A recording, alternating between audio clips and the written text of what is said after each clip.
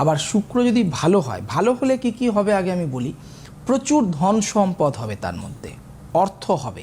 শুক্র luxurious life দেয়। শুক্র সৌন্দর্যের গ্রহ।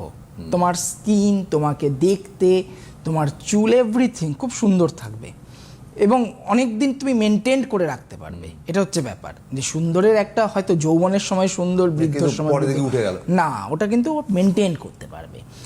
বিবাহিত জীবন ভীষণ হ্যাপি দেয়, সুখী দাম্পত্য জীবন দেয়।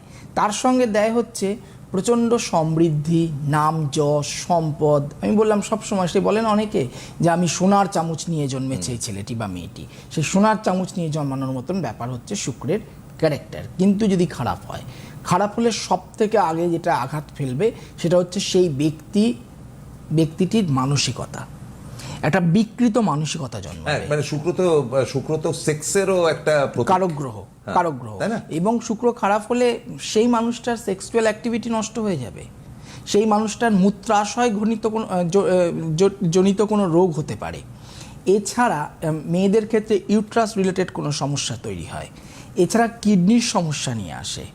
শুক্র ড্যামেজ হলে অনেক সময় আমরা দেখি হাই ব্লাড সুগারের একটা প্রবলেম চলে আসে।